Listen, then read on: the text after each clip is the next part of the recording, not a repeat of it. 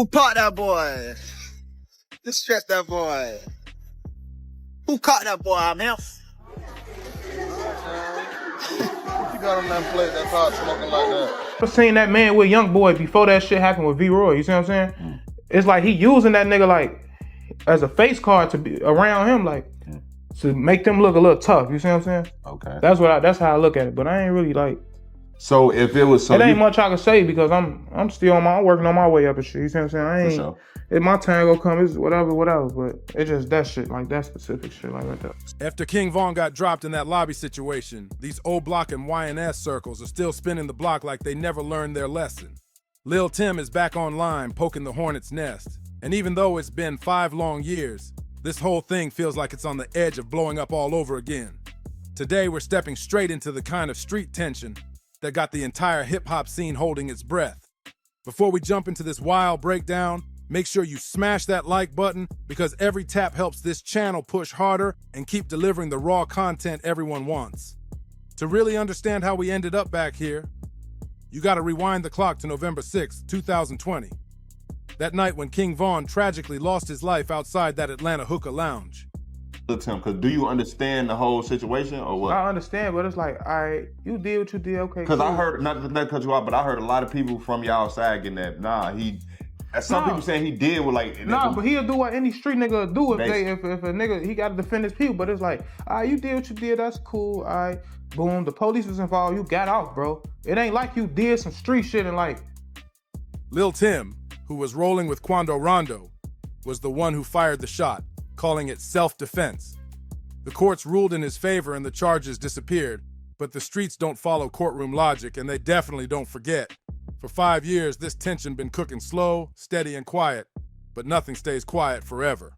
NBA YoungBoy kept throwing slick lines toward O Block in his tracks, keeping the disrespect alive. Lil Tim been moving around with YB like he walking around with a force field on him, while O Block kept everything hushed, handling business behind closed doors instead of online. But what happened this week flipped all that calm energy upside down and turned the whole situation scorching hot. It's just left in the streets. That shit on some police shit too at the same time. You get what I'm saying? Like, niggas will do shit. Like, it's a difference from doing some street shit and the motherfucker know you did some street shit, right? And your name, you in the streets, like, your name ring or whatever. But you did some street shit, whatever, you claim, but the police was involved in that shit. But it's like, I don't like the way he go about it, like, how niggas be flexing and shit. Like, don't act like you did some shit and just got away, like, off the chain, like, off that. Like, bro, niggas ain't, like, it's some shit I can't even say. But it's like, I don't like how certain niggas, King Von wasn't just another artist trying to climb out the mud. He was treated like O Block royalty, someone the whole hood stood behind. He came up under Chief Keef's shadow, but Von carried himself different, like he was born for that environment and didn't need nobody to validate him. While Chief Keef made drill music global, Von was tied to the streets in a way most rappers only talk about. People in the city knew his name long before the industry tried to package him. When Von passed, it wasn't just a blow to music. It felt like O Block lost their frontline commander, the one they believed could really lift everybody up and bring real change. Losing him wasn't just losing a star.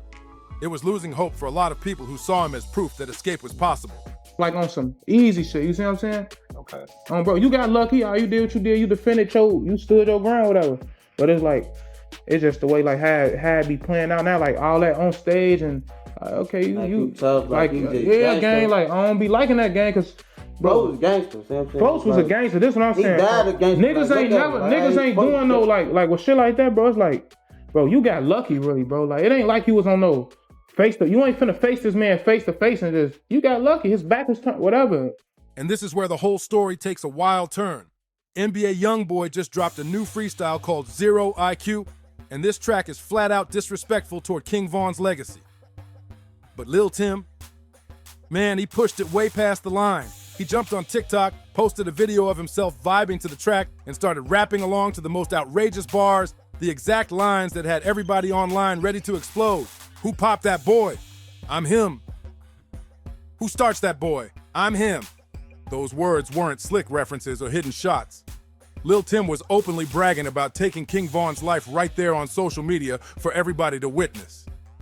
The boldness this guy walked in with is unreal, like he thinks nothing can touch him. But what really sent the streets and the internet into full meltdown mode was the timing. Lil Tim dropped that TikTok on November 6th, 2025, the same exact day King Von passed, just 5 years later. And on top of that, it came out that Lil Tim's grandfather passed away on the same date, November 6th, too. Same day, 5 years apart. He gotta be humble, gang. You see what I'm saying? I feel like he ain't humble about that shit, like, cause the same way like you did what you did, that shit could happen to you too. Once people pieced those details together, the internet went wild instantly. Let me break down why this clip hit harder than any diss before it.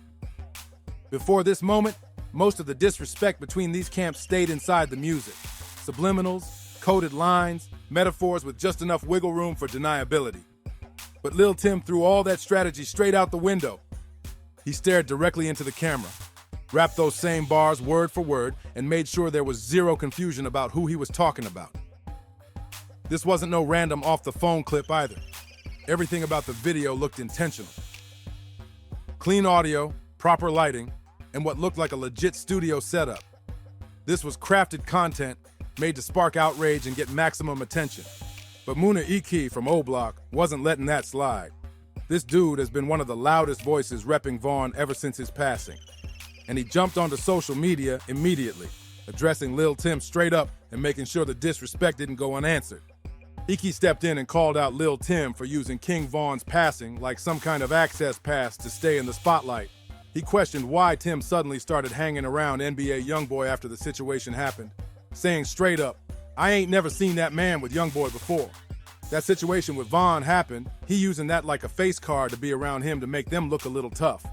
That hit hard because it tapped into what a lot of people already suspected. And Eeki wasn't just talking about the music side either. He aired out how Lil Tim been moving ever since that night. Tim been dropping songs about the situation, bragging on stage, acting like he's some street-level icon, when according to Eeki, the police presence that night changed the whole story. He made it clear that Tim's version wasn't lining up with how O Block sees it. But the real heat came when Eeki started breaking down the actual narrative behind that night in Atlanta. According to him and other O Block voices, the situation wasn't as cut and dry as Tim and his supporters made it look. They've been saying Von wasn't even the one pressing the situation like the media painted it. They swear the whole storyline got twisted to make Tim look like a hero who saved his friend, when the reality, according to them, was way more complicated. Eeki even said in an interview, "Bro got lucky, really. It ain't like he was face to face with that man. His back was turned, whatever. He got to be humble about that type stuff because the same way he did what he did, that could happen to him too." That line alone had the internet shaking because it showed the tension isn't just about disrespect. It's about how the streets felt the story was rewritten. Now let me crack open the real inside scoop about this whole beef because this thing goes deeper than one confrontation. It started when King Von and his people pulled up on Quando Rondo outside that Atlanta hookah spot. Von wasn't just known in the music world. His street reputation had weight, and everyone knew he never backed down from anyone. But here's what most people outside the scene don't know about Lil Tim. According to Muna Eeki and other O Block members, Tim wasn't known as a street figure before all this. He was just one of Quando's friends who happened to be armed that night. So when Von and his crew stepped toward Quando, Tim reacted like a loyal friend. He protected his guy in the moment. The real issue came after the incident. Instead of laying low and moving smart, Lil Tim started flipping the situation into a whole persona. He started linking up with NBA Youngboy, dropping tracks about it, letting the internet hype him up, and riding that wave like it was his claim to fame. That switch up is what had O Block calling him out, saying he turned a tragic situation into a marketing strategy. And that's where this whole beef started getting even messier. That's the real reason O Block got fired up. It wasn't just the fact that Lil Tim took Von's life, it was the way he carried himself afterward, like he was building a whole persona off the situation. And once you bring NBA Youngboy into the mix, things get even messier because that's where the politics turn personal. Youngboy and Lil Durk been locked in a rivalry for years, long before that night in Atlanta. So when Tim ended Von's life, it handed Youngboy the perfect tool to jab at Durk and anyone tied to O Block. Overnight, Lil Tim went from being unknown outside Savannah to rolling with Youngboy like he was part of his inner circle. Suddenly, he wasn't just Quando Rondo's guy. He was showing up on tour, in videos, backstage, everywhere. Eeki even said it straight in his interview. I seen Quando Rondo with him before, that's cool. But Tim, now that man using that situation as a face card to be around Youngboy and make them look tough. That line hit because it highlighted how Tim's presence in that camp felt more like strategy than friendship. The politics behind it are messy for real. Quando Rondo been signed to Youngboy's 4KT movement for years, so their connection always made sense. But Tim, he was just one of Quando's people from Savannah who ended up in the middle of something way bigger than him because of what happened that night. Then that TikTok dropped, and everything exploded. Within hours, the clip had millions of views and the comments were split like a battleground. Fans who love Vaughn started flooding the comments with heavy criticism, while Youngboy supporters defended Tim, saying he had every right to speak on what he lived through. And it wasn't just fans talking. O Block members started firing off their own posts across Instagram, Twitter, and TikTok. Some uploaded old clips of King Vaughn smiling, performing, or hanging with the crew. Others posted eerie messages that felt like direct warnings toward Tim without naming him. The loudest one was a video of an O Block member bumping Vaughn's music with the caption, "Long live Vaughn, we ain't forget nothing." The message couldn't have been clearer. O Block still sees this as unfinished business, no matter what a judge ruled. Meanwhile, over in Youngboy's camp, things been unusually quiet. Youngboy hasn't clapped back publicly, but people close to him say he's made sure security around Tim and the rest of the squad is tightened up heavy. Usually when the internet gets heated, YB says something slick, but this time he's staying silent. Almost like he knows how serious this situation is. Now here's where it gets spooky for real. King Vaughn passed away on November 6th, 2020, around 2:22 a.m., right outside the Monaco Hookah Lounge in Atlanta. And now, 5 years later, that same date is still triggering shockwaves through the culture every time it comes back around. 5 years later, on November 6, 2025, Lil Tim's grandfather passed away and the internet exploded instantly. People started connecting every little detail, especially fans who love Vaughn. They began saying this was proof that their guy reached out from the afterlife to get some sort of payback. Folks pointed out how Tim posted that disrespectful TikTok on the same exact day his grandfather passed, calling it cosmic justice and Vaughn's revenge. The timing alone had the whole online world buzzing like crazy.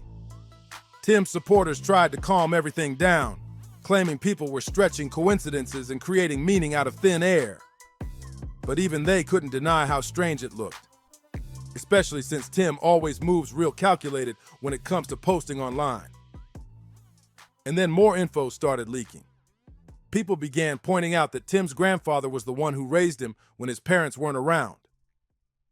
So losing him on the same date as Vaughn's passing had folks thinking there was some eerie spiritual balance unfolding out of nowhere.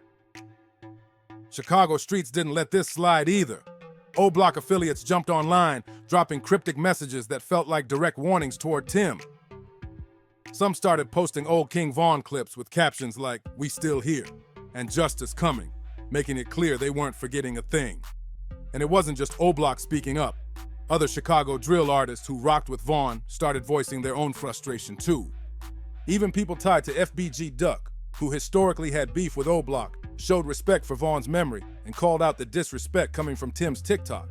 That shocked a lot of fans because seeing both sides agree on anything is rare. Things got so tense that some venues straight up canceled NBA Youngboy shows because they didn't want to deal with the potential danger. Promoters started worrying that O Block members or Chicago affiliates might use a concert as an opportunity to confront Tim if he showed up with Youngboy's crew. Nobody wanted violence breaking out in a packed venue, so they pulled the plug before things even got close. The reaction to Tim's TikTok was fast and intense.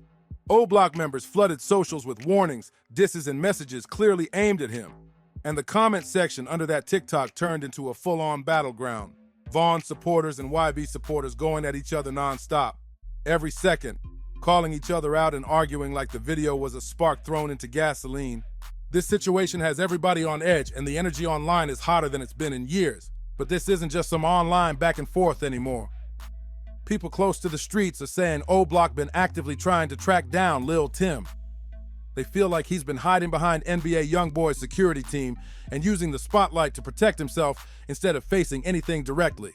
According to folks tapped into the situation, they want that one-on-one confrontation, and they want it without all the extra protection around him. Law enforcement been watching everything closely too. Atlanta police allegedly increased patrols in areas where Youngboy and his people usually move through. They don't want another fatal situation breaking out, especially not one that mirrors what happened the night Vaughn lost his life.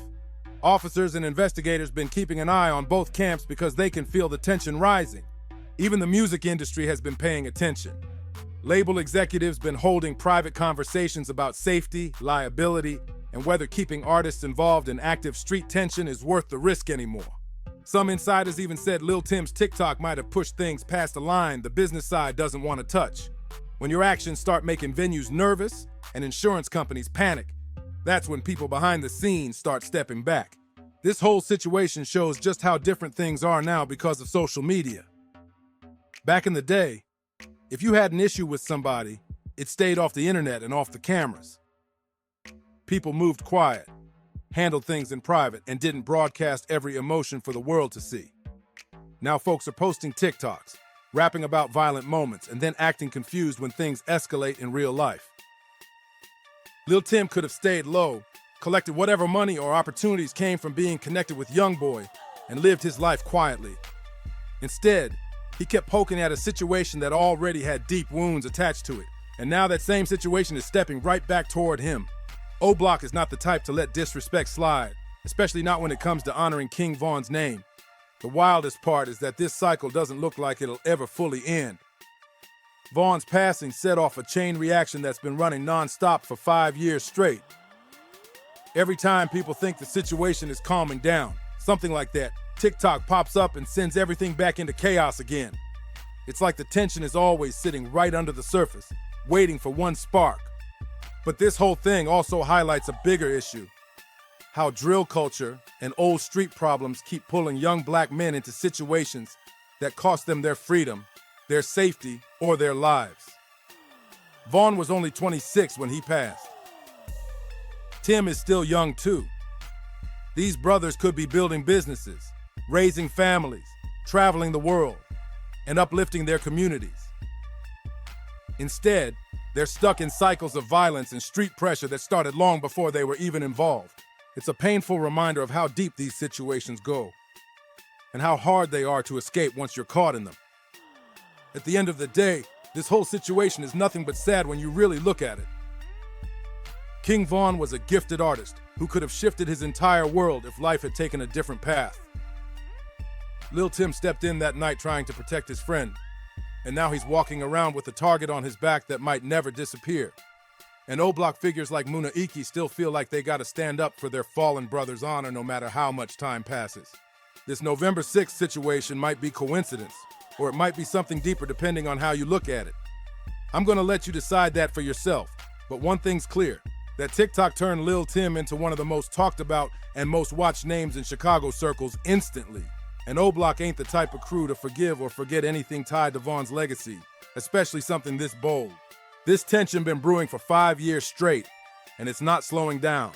Every diss track, every live stream, every post, every song, each one makes the whole situation hotter and pushes both sides further apart. The real question isn't if this turns into something bigger, it's when. This whole thing feels like it's standing on a razor's edge. So tell me what you think. Was Lil Tim wrong for posting that TikTok, or was he just speaking his truth the way he sees it? And what about that November 6th connection? Total coincidence or something deeper going on? Drop your thoughts in the comments and let me know. Make sure you hit that like button if this breakdown gave you anything to think about.